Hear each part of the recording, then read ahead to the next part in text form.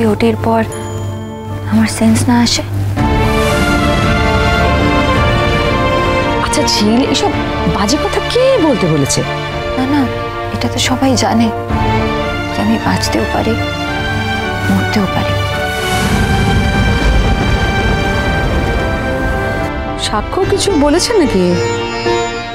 বলেছে তো, বলেছে খুব কঠিন অপারেশন। দেখ ঝিল, যে কোনো অপারেশনই কঠিন, এটাও সেরকমই একটা অপারেশন, এর বাইরে কিছু নয়। আর তুই কি এখন এইসব কথা নিয়ে চিন্তা ভাবনা করছিস নাকি? হ্যাঁ, এগুলো একদম চিন্তা করবি না ঝিল। এই সময় একদম রিল্যাক্স থাকতে হবে, একদম টেনশন করা চলবে না।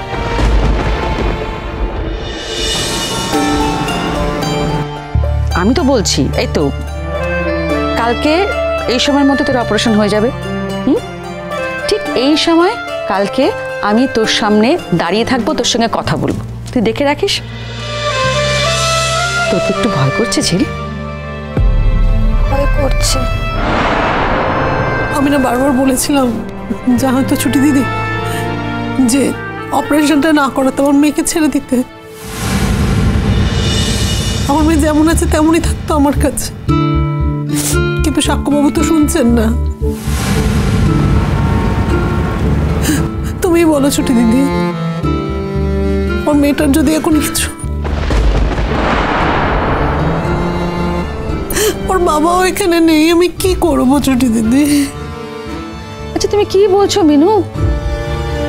অসুখ পুষে রাখা কি ভালো? হ্যাঁ, আমি তো বলছি এই অপারেশনটা হয়ে গেলে দেখবে তোমার মেয়ে একেবারে ভালো হয়ে যাচ্ছে। আর ঝিলে তো এমনিতেই ভয় ডর কম, তাহলে এত ভয় পাচ্ছে কেন? মাথার মধ্যে এত বড় একটা আব হয়েছে, ভয় পাবো না। কি হয়েছে? আসলে ওই টিউমারকে আব বলে।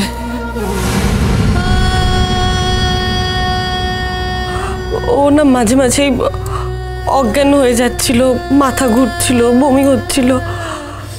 ও ছুটি আন্টি, আমরা না অপারেশনটা করাতে চাইছি না। যদি অপারেশনের পর না কমে যদি আরো বেড়ে যায়।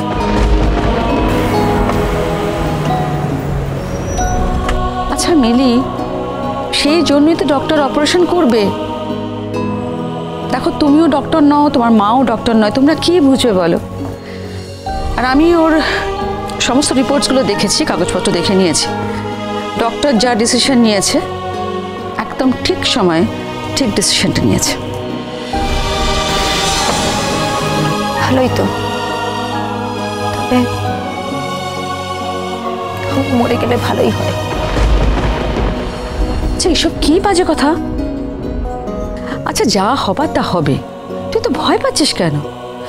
আর তাছাড়া সবাইকে চিরদিন বাঁচে বলতো?